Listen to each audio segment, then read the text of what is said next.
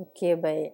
Sebelum itu, Assalamualaikum warahmatullahi wabarakatuh. Nama diberi Rabiatul Adawiyah binti Ramli.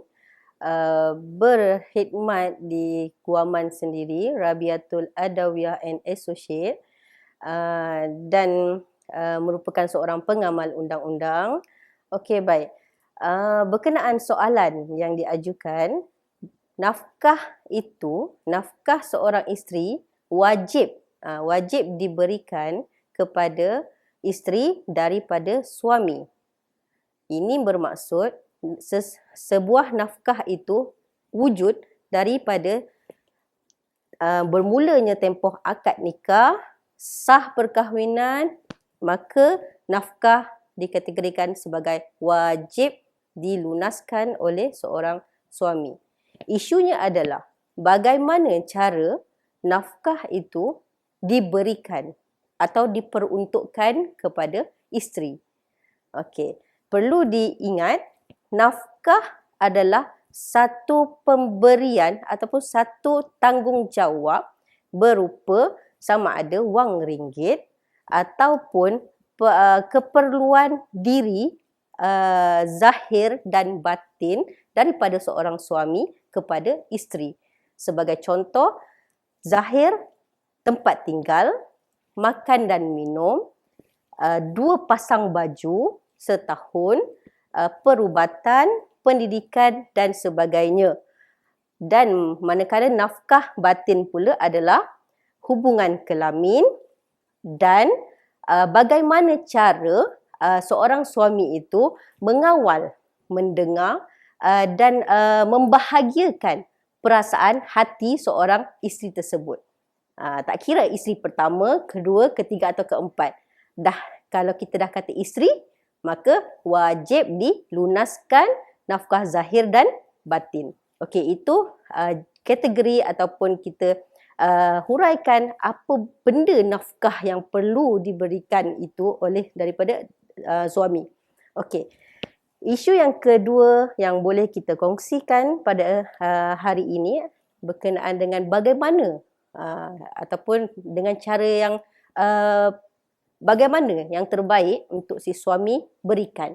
Okey, pertama, sekiranya menjadi kebiasaan seorang suami itu memperuntukkan sejumlah wang ringgit diberikan kepada isteri, itulah boleh dikatakan sebagai nafkah. Okey, tak kiralah berapa, RM1, RM2 sehinggalah apa yang dipersetujui dan diredai oleh isteri itu. Okey, makna redha tu bukanlah kata itu wajib, itu satu kemestian. Isteri tak redha maknanya tak cukuplah jumlah tu, tak. Itu jumlah tu subjektif. Itu antara kemampuan suami, macam mana dia nak menunjukkan dia adalah seorang suami yang bertanggungjawab. Okey. Itu kalau yang kaedah digunakan dengan cara wang ringgit. Okey, sama ada beri secara tunai atau transfer online. Sekarang ni semua guna cashless. Transfer online ataupun Maps ke kan. Ada scan tu je, sekarang ni semua dah advance dah. Okay, ataupun tinggalkan je duit tu. Okay, tu dikira sebagai nafkah. Atau kalau bagi isu, bukan isu, kaedah yang lain, yang mana suami ini dan dengan isteri ini menjadi kebiasaannya tidak memberi wang ringgit. Cukuplah dengan makan minum.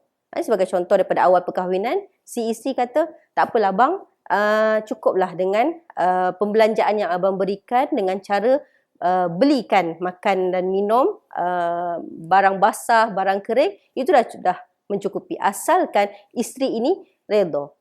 Itu maksud redha di situ. Okey?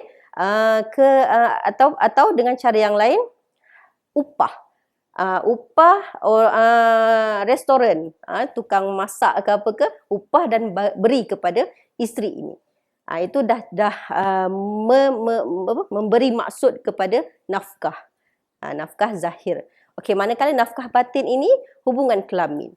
Okey, kalau yang mampu ikutlah cara yang bagaimana untuk memberi menjalankan tanggungjawab hubungan kelamin tersebut. Mana yang tidak mampu, cukuplah dengan menyenangi hati isteri, membahagiakan hati isteri, bukan sahaja dengan wang ringgit, malah hanya dengan mendengar keluhan, mendengar rintihan, mendengar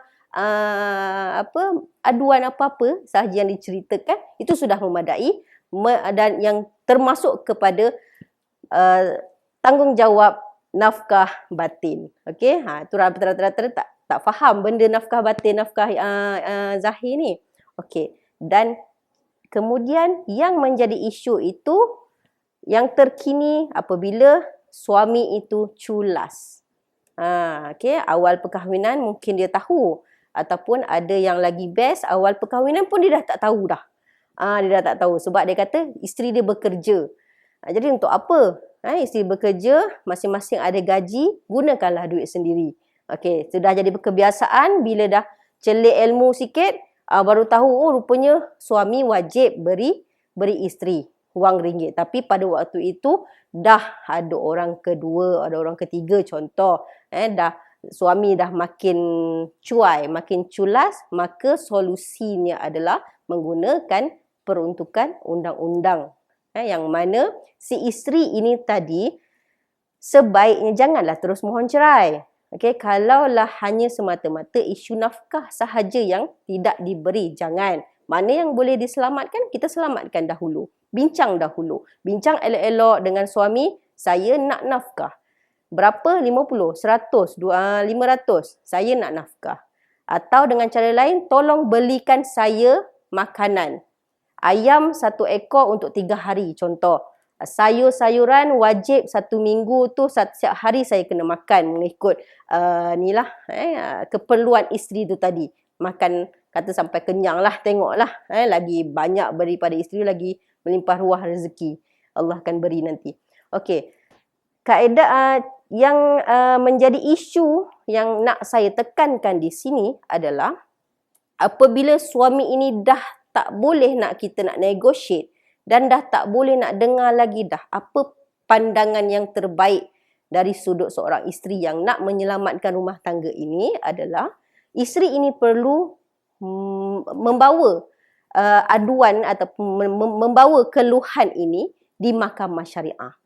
Okey, sama ada bertemu dengan yang ahlinya, peguam syar'i, ataupun terus sahaja hadir ke mahkamah untuk membuat tuntutan. Tuntutan apa? Tuntutan nafkah isteri. Okey, jangan tuntutan cerai dulu. Saya tak cadangkan begitu. Melainkan kalau dah tak bagi nafkah tapi dia pukul, dia mendatangkan kemudaratan yang lain, wajar difikirkan 2 kali.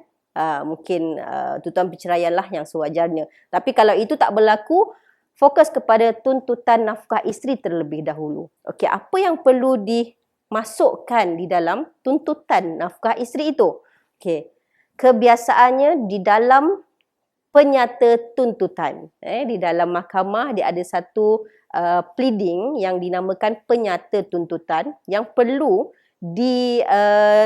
lengkapkan oleh si penuntut ini, iaitu isteri, dengan memasukkan fakta-fakta tarikh nikah, berapa orang anak jika ada, dan apakah keperluan yang suami ini telah cuai.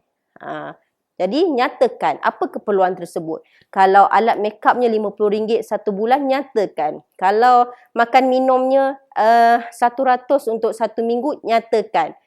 Sekali dengan resip-resip pembelanjaan, dan nyatakan juga bagaimana cara untuk dijelaskan nafkah yang dituntut melalui mahkamah ini. Jika mahukan potongan gaji, masukkan terma potongan gaji. Jika mahu hanya transfer online direct ke akaun personal, nyatakan secara terperinci. Dan kaedah ini kalau kita nak nyatakan macam ni macam nampak mudah, tapi kalau bila kita dah masuk dalam mahkamah itu, semua akan jadi tak nampak lah. Okey, jadi nasihat saya, wajar untuk mendapatkan pandangan daripada yang berkeahlian terlebih dahulu tentang bagaimana kita nak mulakan prosiding tuntutan agar tuntutan kita itu dapat disempurnakan dengan baik. Jangan kita alang-alang nak geram ni, nampak ni suami ni dah ni. okey, dah culas dah apa, suami makin kaya tapi ada pula pihak ketiga, kita geram. Geram hanya dengan emosi saja tanpa ilmu, takut-takut nanti dah bicara, dah keputusan, mahkamah tolak. Jadi penuhi dulu ilmu tu dengan dada. Kalau penuh ilmu dengan dada, rasa tak ralat sangatlah kalau apa sahaja keputusan yang diberi nanti. Okey, setakat ini itu sahaja ulasan saya berkenaan dengan bagaimana ataupun berkenaan dengan berkisar dengan nafkah isteri yang boleh dituntut oleh isteri. Sekian.